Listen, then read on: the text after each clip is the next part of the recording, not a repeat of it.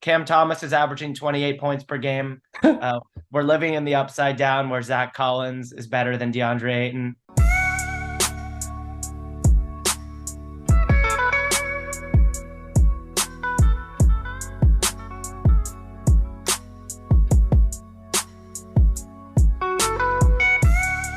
It's the Boris Dirk podcast. I'm really sorry, Luca. I want to start with this.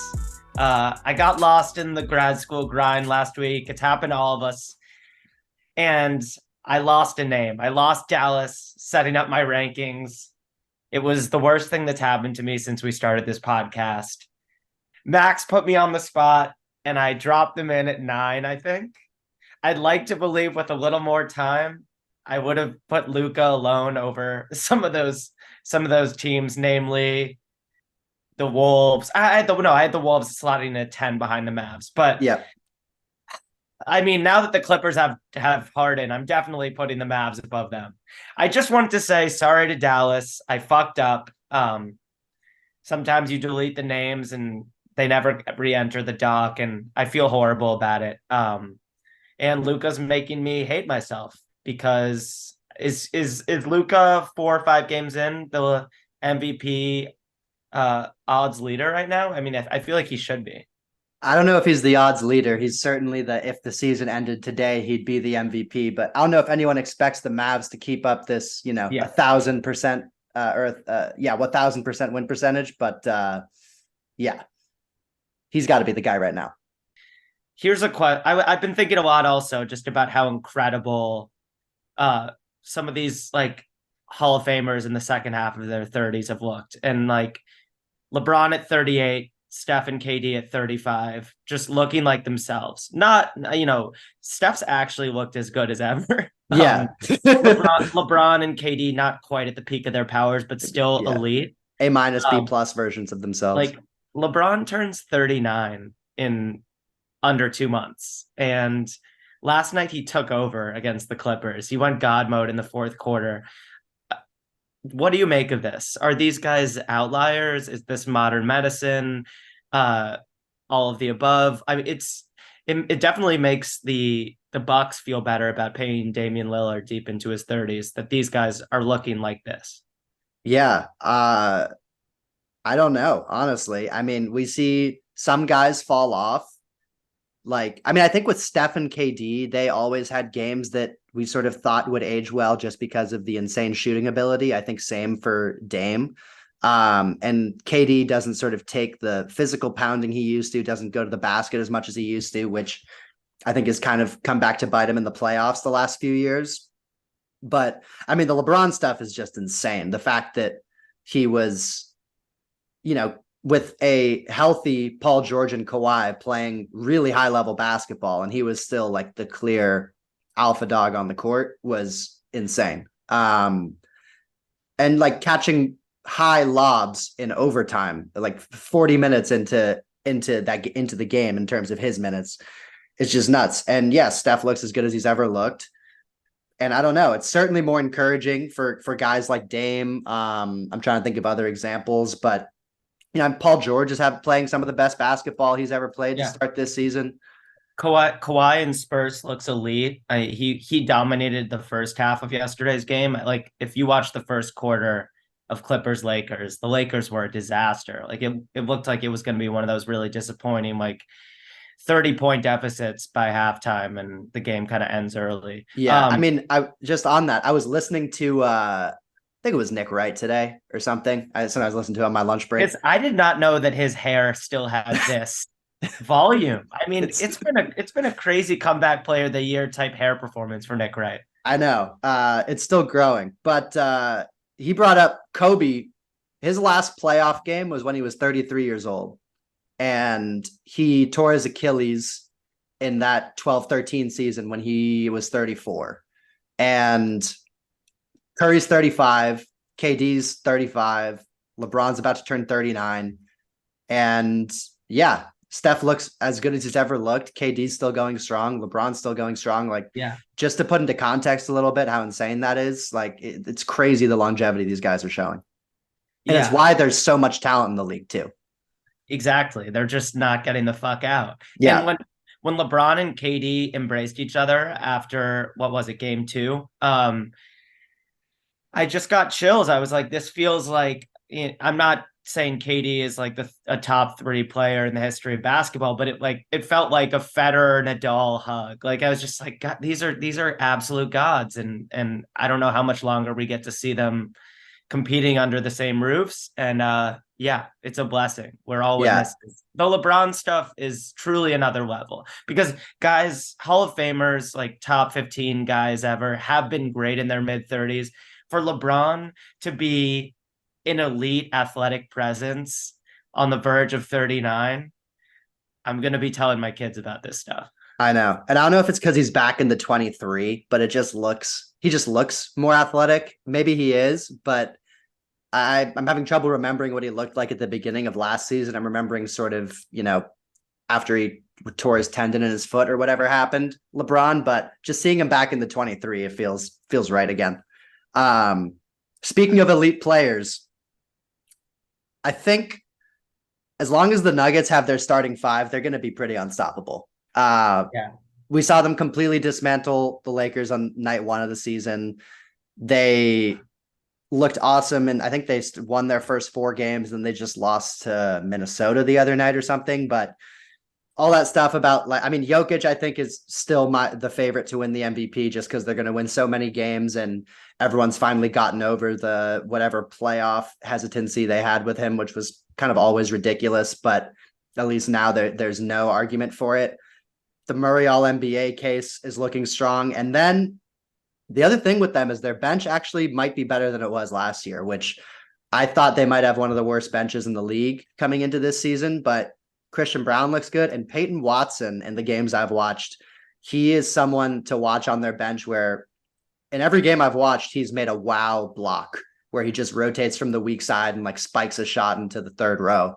And he's not someone who I scouted coming out a couple years ago. He was sort of past my radar, but he looks like a real player for them and someone who can fill that kind of do it all forward off the bench role that I didn't think they had. Yeah, super impressed by the Nuggets. Nothing to add. I feel good about picking them to win it all this year. They've done nothing to discourage us. I think. Do you have any feelings on yours? Who did you have at the top of the West after the Nuggets? Did you have Suns 2 and Lakers 3? I actually had Phoenix 1, Suns 2, Warriors 3, Lakers 4. Yeah. But not feeling as good about the Suns because you've got 3 stars with fairly extensive injury histories, Booker less than the other 2, but Beal and KD certainly extensive injury histories. And it's feeling a little like, okay, they'll be back, they're day to day, week to week, but like, when are we actually going to see this team? And I'm not super sold on the supporting cast. Like, sure, Nurkic has had some good offensive nights, but we saw like against the Lakers, when it came down to it, LeBron looked at him and was just like food.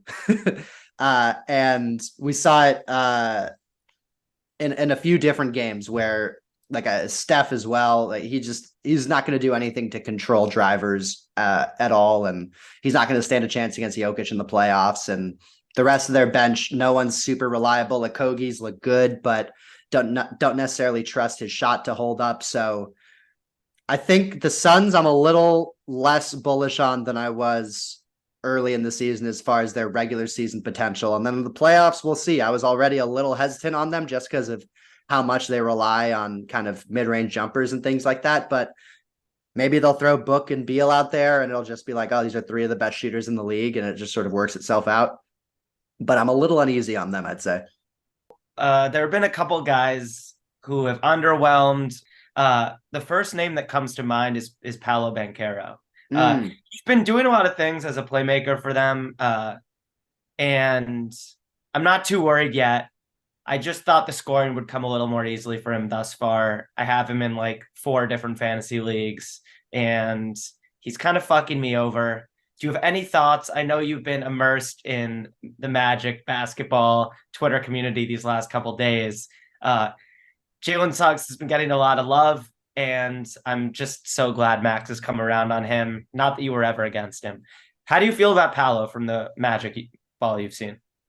Yeah, I mean, first of all, just the amount of regular season that I feel like has been thrown in my face over the first week, has it been, of basketball games has just been insane. Like, just feels like trying to drink from a waterfall, like Niagara Falls. Like, it's just, there's so much to sort through.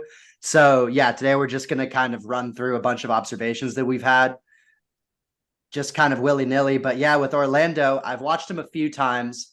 The thing that, I mean, their defense is incredible. They have one of the best defenses in the league thus far with their starting lineup of Fultz, Suggs, Franz, Paolo, and Carter. Just so much size, so much athleticism. But Paolo, yeah, it's a little.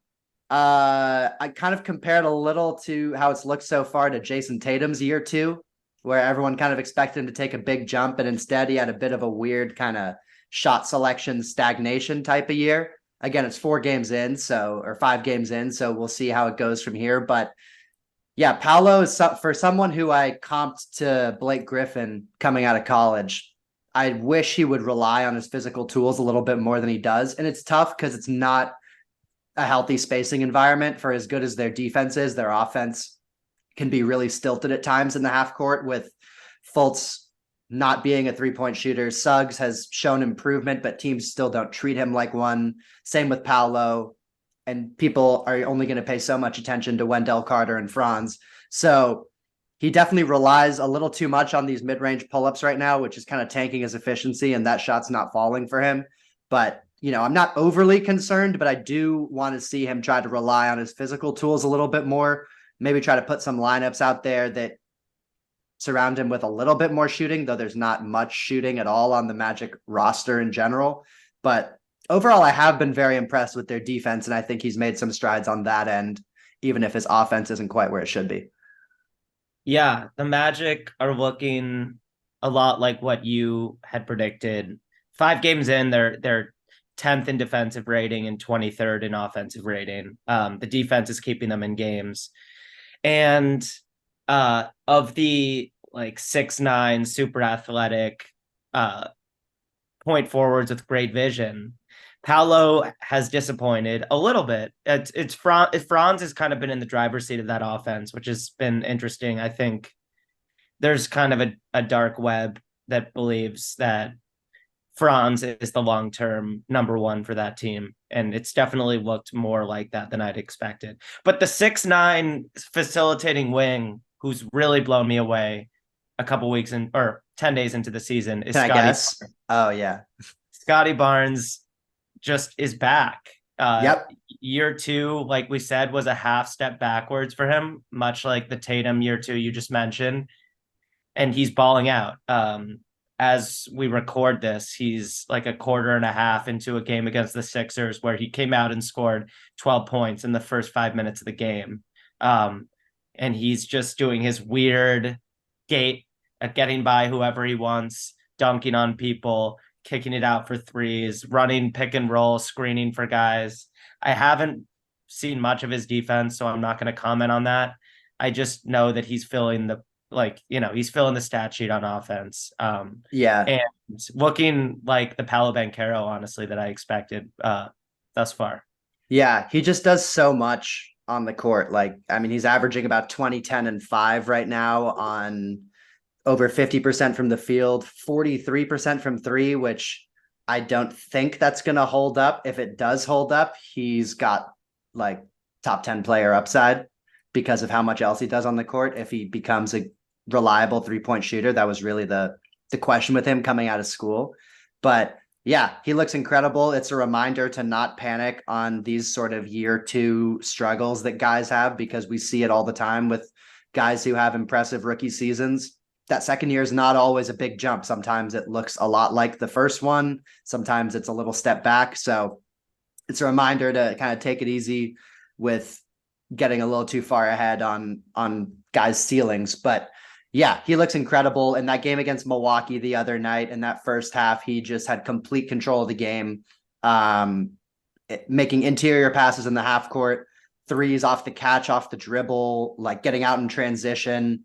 He's just such a complete basketball player. And really the only question is that jumper, which to this point looks incredible this season. So he's been super impressive. And we've sort of mentioned a few times that we're keeping tabs on that 2021 draft class, especially that top 5 of Scottie, Jalen Green, Evan Mobley, Cade Cunningham, Jalen Suggs. We mentioned Scottie and Suggs. Cade Cunningham, another guy who in the Pistons games I've watched this year has looked really impressive to me.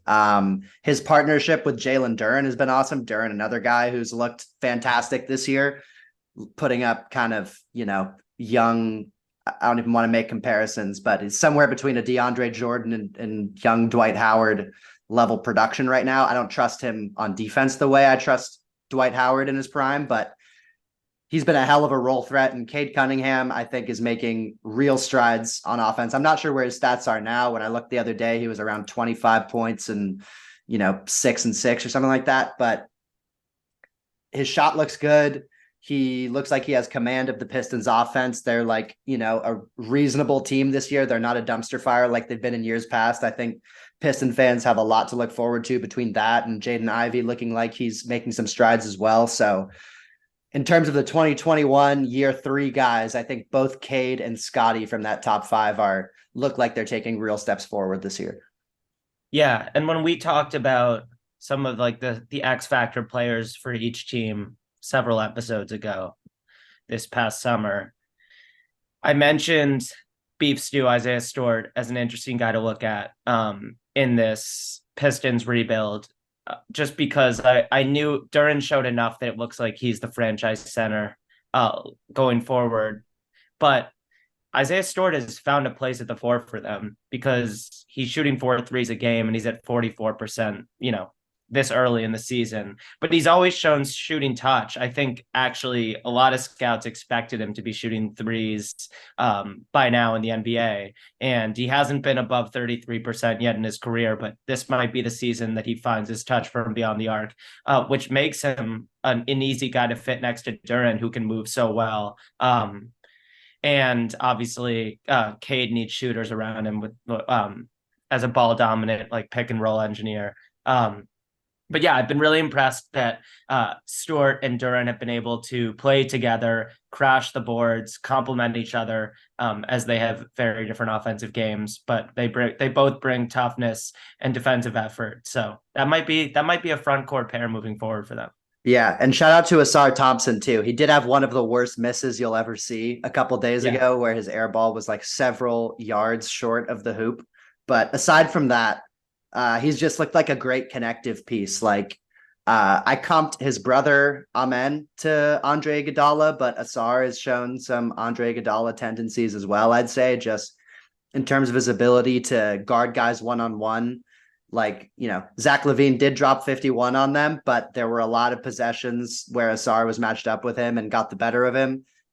Same thing when he had some good reps against Devin Booker. Like, he's just shown that he can go up against some of the star players in this league and kind of get the better of them on individual one-on-one matchups, which for a rookie is impressive. His athleticism is insane. His connectiveness as a passer as well. So that Cade, Duren, Ausar trio looks like a real sort of triumvirate of young guys going forward. We talked during our draft stuff about how hard it was to evaluate the Thompson brothers coming out of Overtime Elite, and just like how weird and casual and un-NBA like their environment was the last year or two. But I think and I maybe wrongly took that to mean that they weren't ready for high stakes basketball. And that, like, I question their competitive natures. When really Ausar has shown that, like, the rebounding stats from Overtime Elite were legit. Like, he rebounds really well for his position. And when he was against the Blazers, it was clear to me, like, he's not quite as athletic. He's not quite as explosive as Shaedon, who's like a real outlier, and he's not quite as skilled as Scoot.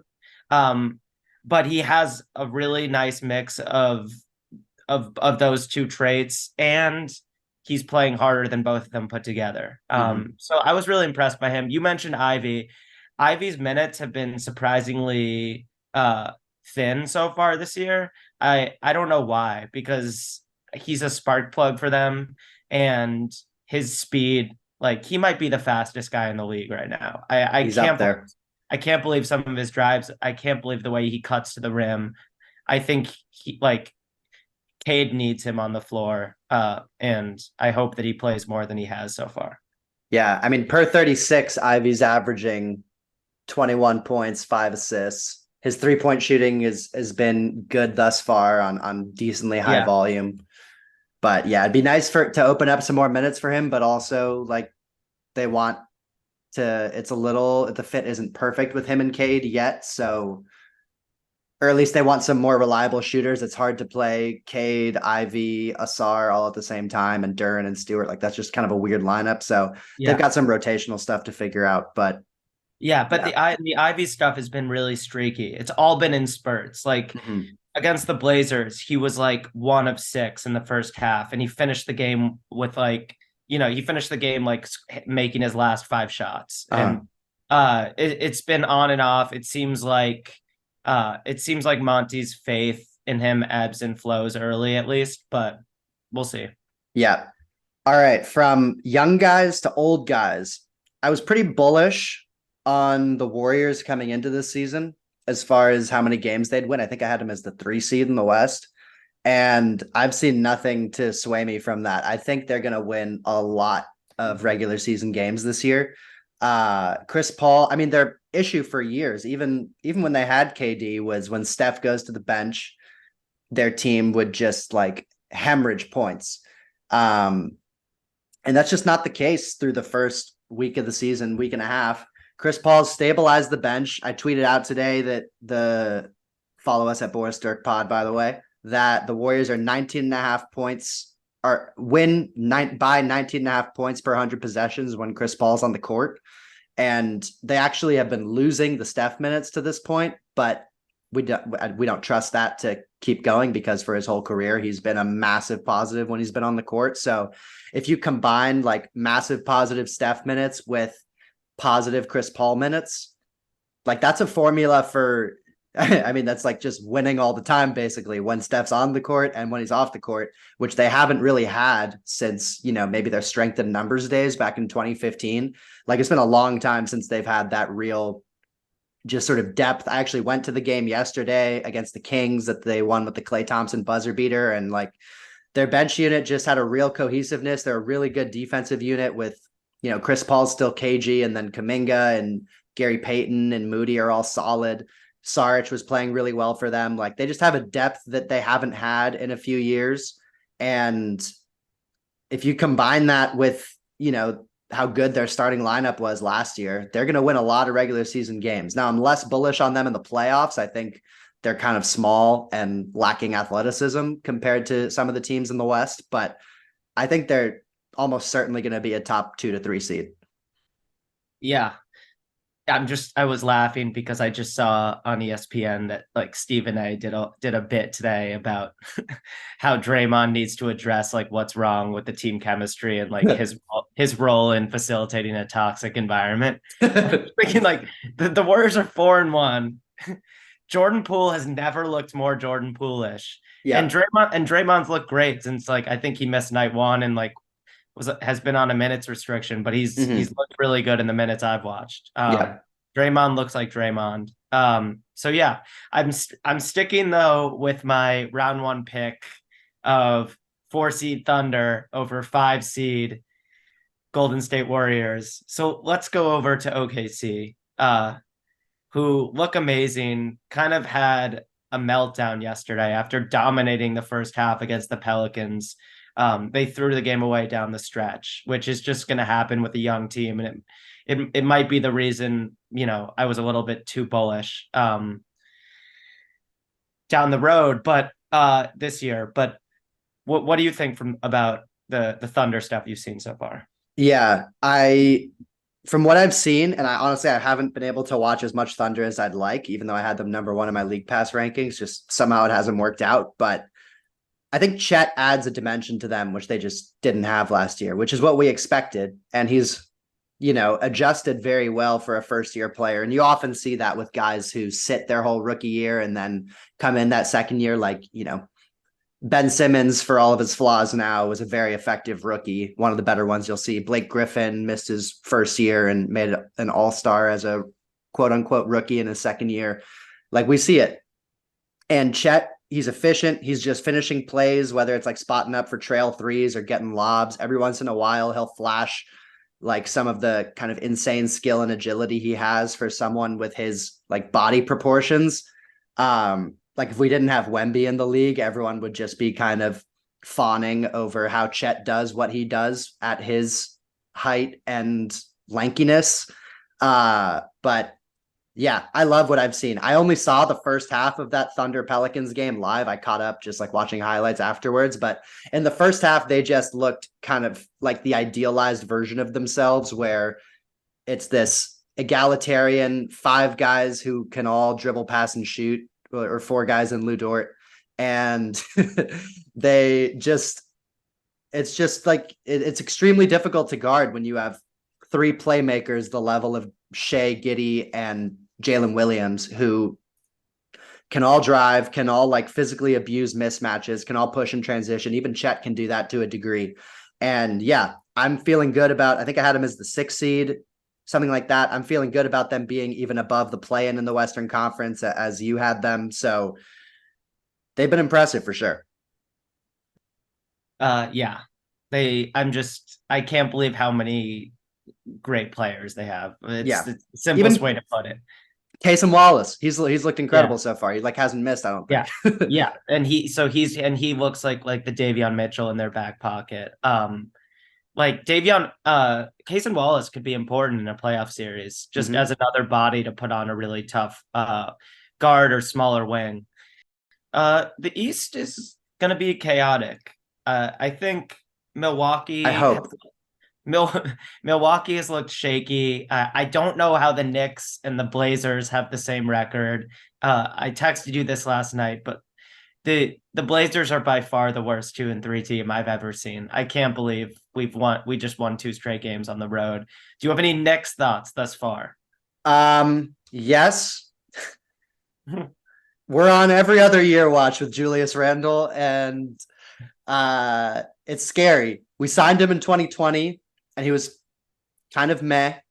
Then he had the Randle Sance in 2021, dragged us to the 4 seed in a really inspiring season in that shortened post-COVID year. Home court playoff series. I went to game 2. It was a beautiful thing, but he was pretty terrible in those playoffs. And then that next season was one of the most frustrating seasons I've ever experienced as a Knicks fan, watching him play. And I was totally out on him. And then last year, 2023, when we got Brunson, he came back and looked like a totally different player, like already, like not just playing as he did in his All-NBA season a couple of seasons prior, but doing it in a way where it wasn't just subsisting on tough mid-range jumpers. He upped his 3-point volume. He upped his rim volume, his rebounding, all those things. This year's looking a lot like 2022. It's early, but it's a little scary that he seems to be able to fall into just like being ineffective so easily. And I tweeted this as well, but his body language when he's not playing well is just terrible. He just turns into I call him a loaf when he's walking around the court. I'm smiling like the Grinch over here. You're making all of my points for me. So that's scary. Brunson has also started the year pretty cold. Yeah. A lot of guards I see have been struggling to score early. It's weird. I mean, like the Cavs, whom I picked to be the 2 seed in the East, and wait and see. I'm not too worried yet. Just have really struggled to put the ball in the basket so far. Mitchell had like an insane opening night, and since then Garland's been hurt, Jared Allen's hurt, and they just haven't been themselves. Yeah, but I will say for the Knicks, I'm on RJ Mini Leap watch. I think he's looked really good thus far this season. It's been our best offensive player. He seems to have made a bit of a leap in terms of his like decision making in the paint, and his finishing is better. His 3-point shot looks good, although that's always really streaky. He'll have, a couple months where he's a 45% 3-point shooter, and then a couple months where he's like a 20% 3-point shooter. So that I think is always going to come and go. But if the rim decision-making stuff gets better, that's really going to take him to the next level. So he's looked good. Mitchell Robinson's had a great start to the year. I wish they'd get Quentin Grimes involved more, but overall, I think the Knicks will be fine. I'm also not totally sure how I feel about DiVincenzo, but now we're really getting into the weeds with them. Josh Hart's looked a little bit yippy A little from a shooting perspective. Mm-hmm. He doesn't look quite like the Josh from the trade deadline on last year, but I think they'll settle in. It really would have been nice for them to get both of those legs of the home and home against Cleveland, but that's just kind of tough to do mentally, I feel like, even though they were missing some guys. But yeah, I'm not too concerned about them yet, but I do think, if Randle doesn't pick it up, they'll definitely be more likely to be a play-in team as opposed to a top 4 or 5 seed. Yeah, and play-in in this East is a failure with the money and short-term force that you put into building this team. It's just they're most of the bad teams in the NBA are in the East right now. I don't know what's going to happen with Miami. They're 1-4, probably because Tyler Herro's averaging like 26 a game. Those things feel connected to me. The Wizards are completely bad. I mean, Jordan Poole, my blood boils. I'm not even a Wizards fan. And every time I see him doing Jordan Poole things, I thank my lucky stars that he's not a Blazer, which easily could have happened this summer. Yeah. Kuzma in full effect. It sounds weird. Hornets, they're not very good. They're just not going to be great this year. Although Brandon Miller has had a good start to the year. So shout out to him. He's looked good, and appreciate a moment of appreciation for Terry Rozier. He's one of the forgotten, really solid players in the league. I feel like when they first paid him, it was like 5 years, 95, something weird like that. Maybe 4 years, 90. And they took a lot of flack for it. And that's turned out to be a really good number for him. He's a consistently great 3-point shooter. He can guard guys close enough to his size. I like Rozier a lot. And I was thinking about how he might fit into a really good team if he becomes a trade deadline guy. But yeah, the Bulls are bad.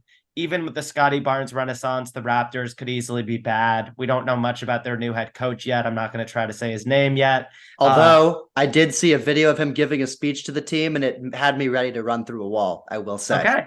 All right. There you go. Well, Scottie needed some motivation. But yeah, the East is a mess so far. I think the Knicks will be okay. That's my gut.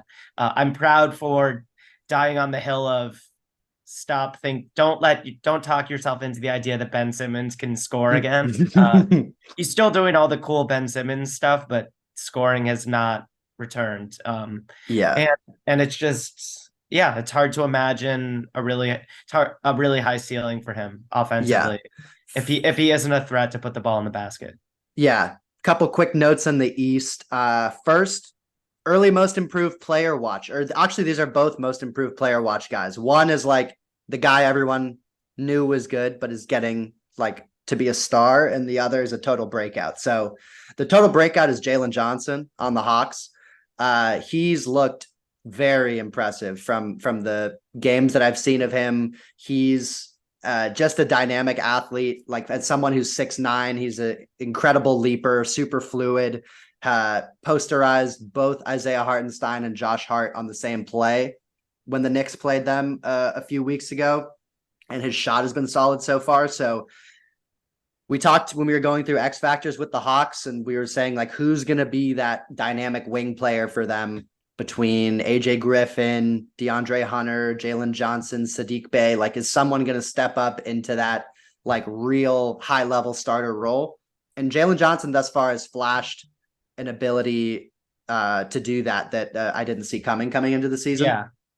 Yeah. And these are the guys that you need around a soft, skilled superstar like Trae Young. I just called him a superstar. It just came out of my mouth. I want it back. Star. Yeah. When John Collins was working in Atlanta, it's because he was doing the things that Jalen Johnson is doing now, playing hard on defense, rebounding, passing off the short roll. Jalen Johnson's a really good passer for his size, and he's just been more of the Aaron Gordon to their Jokic than Sadiq Bey, who's another kind of finesse, offensively oriented player. I expected Sadiq Bey to be a better defender coming out of Villanova. It just hasn't materialized for him on that end yet. Yeah, and just for context for the listeners, Jalen Johnson's averaging 13 points, 8 rebounds, 2 assists, shooting over 60% from the field. So a lot of it is dunks and stuff inside, which he gets with pretty good frequency, and then he's making about a third of his threes. So you'd like that to be a little higher, but for someone who was really not much of a factor at all the last couple of years, that's great. And then the other one is Tyrese Maxey, who everyone's been talking about, but he might be the best guard that I've watched so far this year. Yeah. Like he might be the guard MVP 5 games. Actually, Steph's been ridiculous, but Luka, if you count him as a guard. Yeah, true. Maxey's been better than Dame. He's been better than Trae Young. I mean, he's been better than a lot of these dudes. I can't believe how good Maxey looks. His ability to make decisions with the ball under control at maximum velocity is almost one of one in the league right now. Like, he and Ivy are the two guys who have reached like speeds on their drives this year where I've gasped, like sitting alone in my apartment. Maxey's incredible. He's a one-man fast break, and he's like 6'2". His shot is automatic. He's willing to shoot deep threes, which is just a way to get better looks as a smaller guard. Just ask Dame. And yeah, it's nice to see there's a wholesomeness to Maxey's 2-man game with Embiid. Like, just Maxey not having Harden's ego. I can tell that despite all of the turmoil, despite Embiid just thinking, when the fuck do I get a great number 2 who actually wants to play basketball? Maxey and Embiid are having a lot of fun out there. And yeah.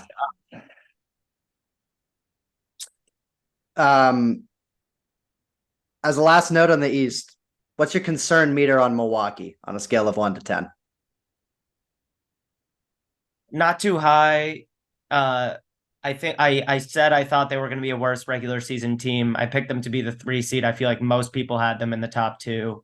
I suspected there would be some of these growing pains. I think the defense, I wouldn't say I'm worried about the defense, because I think the defense is just going to be like a step worse than it's been the last few years. That's not going to change, but Dame is going to shoot better. Giannis is going to score more. I like Giannis has had a slow start for Giannis standards. And I think they're going to slowly figure things out. I'm more concerned about Adrian Griffin Jr. than I am the roster. Their offense has looked a little bit my turn, your turn with Dame and Giannis than I wanted it to early. It makes sense though that they're going to need some time. I've seen Caitlin Cooper, friend of the program, tweeted that like Griffin looks so far like he's coaching the team he wants versus the team he has. And I've definitely noticed some of that on the offensive end. A little bit too much Dame isolation, which he loves, but I think you need to kind of push back against Dame's impulse to just ISO and dribble until the end of the shot clock, because that's when Portland's offense was the least fun to watch.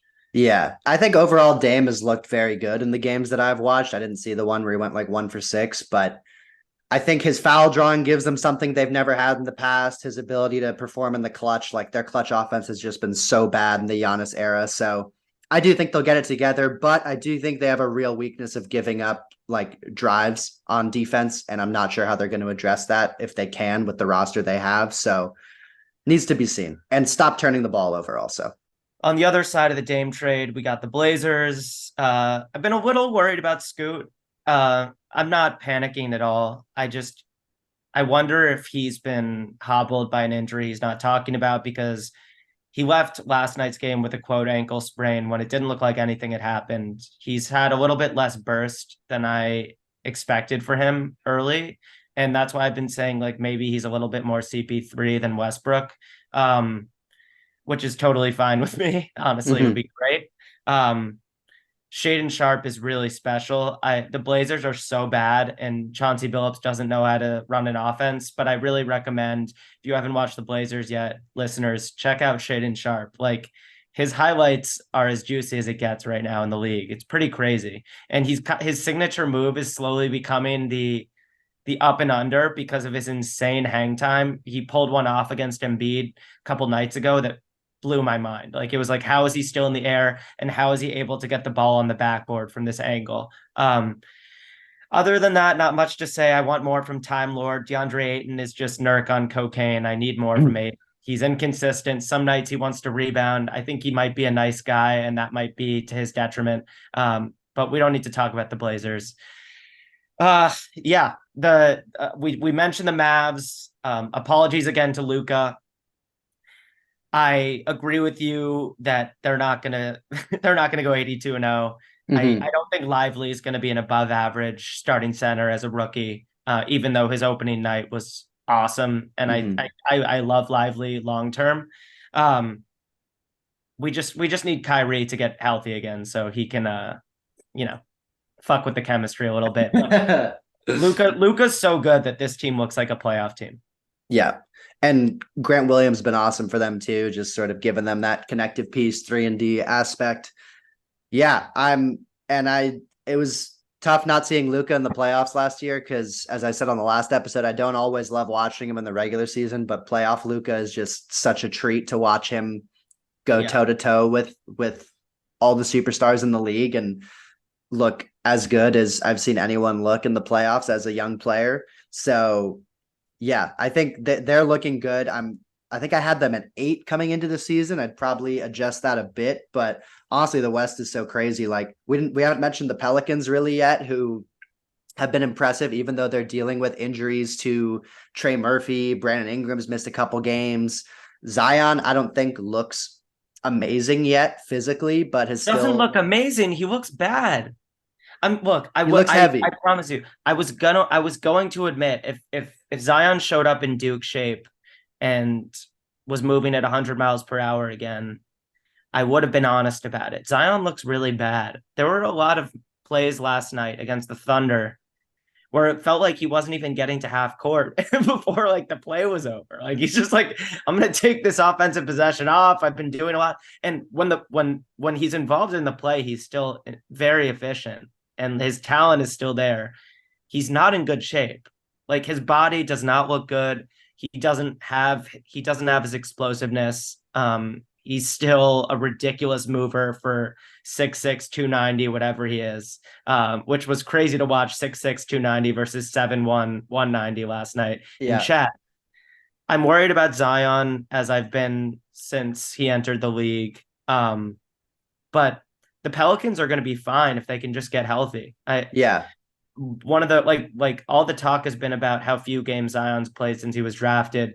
Brandon Ingram is like a 50-game guy a year now, and he's already missed a couple. He's not playing tonight. Their game just started, and he was ruled out for the second game in a row. They just got to get healthy. I think Willie Green has coached the team for almost 200 games, and he's had like 14 games of Ingram plus Zion together on the floor. It's hard to evaluate him as a coach. They also need Trey Murphy back. And again, they pulled off the win last night shorthanded. So the Pelicans still have talent and depth, and they're still a threat to pretty much anyone except the Nuggets in my mind, if they can get their good players on the floor. Yeah, EJ Liddell, for instance. But also their defense has been really impressive. Like, Herb Jones is playing really well. Dyson Daniels getting minutes. Like, I think what they've been impressive in that they've been so successful with Zion not playing nearly to his potential, Brandon Ingram missing time, Trey Murphy not having played yet. Also, CJ looks a lot better this year. Like, it seems he really had some injuries that were bugging him last year, and he got those addressed in the offseason. So that's a team that I think, with the usual caveat of if they can maintain a bit of health, is going to be a playoff team and a really strong team, I'd say. Yeah, and with Valanciunas, Nance, Zion, Trey Murphy at 6'9" coming back soon, like, they just have a lot of big bodies and a lot of different looks they can throw at you. They can go small, they can go big, they can go somewhere in between. Like the best version of the Pelicans is still one of the best teams in the league. Yeah. I'm not convinced we're gonna get it. Yeah. Yeah. I've got one last note, and feel free to bring up more if you have more, but I'm a little worried the East is the Celtics and everyone else. Like I expressed that I think Milwaukee's going to be okay if they can maybe figure out how to contain the dribble penetration, figure out the turnovers, which is hurting their defense too. But yeah, Celtics are they're kind of killing everyone that they play.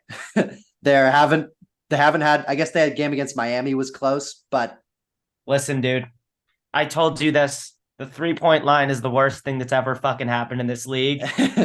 one of my favorite not so hot takes that I just hammer with all my friends is like, don't overreact to these weird scores. Like last night, it was like 155 to 100. When Dame put up 70 last year, Dame had an incredible year in Portland last year, but like when he put up 70, I said, who fucking cares? Like I watched the game. It was like Kobe's last game. It was weird. It was a weird, like, I'm going to shoot every time I go down the floor kind of game. It did not feel real at all. The Celtics are for real. And the 155 is something, but it's also a night where Halliburton didn't play. Bruce Brown sucked and the Pacers quit like in the second quarter. So I think they were on a back-to-back as well. yeah. So yeah, the Celtics are really good. My guess is that in a couple weeks, the Celtics will have had a bad loss or two. The Bucks will have finally made some shots, and we're looking at a picture in the East that makes a little bit more sense. Yeah. And I will say with the Celtics, I mean, going into the season, I mean, the key to everything is Kristaps' health, and he's a guy who gets hurt a lot. And if he gets hurt, suddenly they're the team they were last year, except they traded Brogdon, Smart, and the two Williamses for Holiday and nothing else. So if KP gets hurt, which he often does, then that's sort of my main concern with this team. I think some other things that maybe could become concerns is turnovers could be an issue for them. I haven't looked up where their turnover ranks were. They turned it over a lot in the first game of the year against the Knicks, but they have a lot of guys who I don't necessarily trust to be high-level decision makers all the time. Like Tatum's okay at decision making. Brown's a pretty high turnover player, especially in the playoffs. Porzingis is not a good passer. Drew Holiday is a pretty questionable decision maker compared to, I'd say, what his reputation is. And that could kind of be a team-wide issue. And then the other thing is, from what I've seen, Jalen Brown's probably going to have to make the biggest offensive adjustment of anybody on the team. Like Tatum's still the top guy. It seems like KP has the full green light to fire away whenever he's open. So he seems to get a lot of shots up. Jalen Brown's the guy who kind of has to see where he fits in a little bit more as you know, what the second or third offensive option on this team. And maybe that's a better destiny for him, for them to ultimately reach where they want to go. But I'd say if anything derails them aside from Kristaps' health, it would be the sort of passing, turnover, decision-making combo, or Jalen Brown, just sort of the chemistry there being a little weird. And maybe that's wishful thinking, but it's weird to get that contract and have a smaller role in the offense. Yeah. It's like I mentioned, like the Jalen Johnson, Aaron Gordon, playoff stars, fly around wing tweener role. If like it's weird if that's Jalen Brown's role for $50 million, but it might be in the best interest of their team. And obviously, it's a grueling long season. Even if Porzingis is healthy for the playoffs, there will be nights this year where Brown needs to take the load off Tatum's back and be the guy he's been for a lot of the last couple of years. Don't smile. Don't kill my flow right now. But yeah, I think it'll be interesting to see. I also just have a sneaking suspicion as a guy who comes from a family of Oregon Ducks fans that if the Celtics get over the hump this year, it'll be because Peyton Pritchard delivers a little bit of like a poor man's Van Vliet in the 19 playoffs kind of performance. I love Pritchard. His size renders him a tough play in certain matchups. That's for sure. and he isn't a Kyle Lowry type defender, even though he has the ass to become that someday. But Pritch, yeah, they're so fucking deep, and this might be the year. I'm still not convinced that Tatum is enough of a psychopath to be the number one guy. Like I still gun to my head. I'm still taking healthy Kawhi over healthy Tatum. Oh yeah, in a playoff series. But no, it's a little bit crazy to say just because Kawhi can't stay healthy. He's 32. Tatum's numbers in the playoffs these last couple of years look ridiculous. I'm still taking Kawhi. Tatum has to show me. Tatum has to show me the playoffs where he does what he did Game 6 in Milwaukee 2 years ago. He needs to do that in an elimination game. Get his team to the finals again. I think to really to flip that narrative in my head. Yeah, I fully agree on the healthy Kawhi versus healthy Tatum, but no, I agree, and we'll see. Hopefully, this season is not just Celtics, Nuggets, and everyone else. Although honestly, it's felt a bit that way in the first couple of weeks, but I think it's going to normalize. I don't think both those teams are going to keep rolling as heavily as they have been, and some of these other teams are going to pick it up. And I think, teams like the Lakers are going to find their stride a little bit. Milwaukee, Cleveland. So yeah, those were all my thoughts on the first 10 days of the regular season. It was kind of a whirlwind, and I'm hoping I can get a little bit of a better grasp on things as the year goes on, get a better feel for individual teams. But yeah, I've tried to just take in as much information through my eyes and ears as I can over the last 10 days. So the Pelicans are up 23 at half against Detroit. All right. 72 points in the first half for the Pelicans. They're rolling, and it's weird. I don't know. I don't know how to feel about them. This has been sick. I think there are fewer good teams than I'd expected. But there are almost no bad watches right now. I feel like every single team has players that I'm interested in following. It's been crazy. Cam Thomas is averaging 28 points per game. We're living in the upside down where Zach Collins is better than DeAndre Ayton. It's been the Boris Dirk podcast. We'll be back soon. Thanks for listening.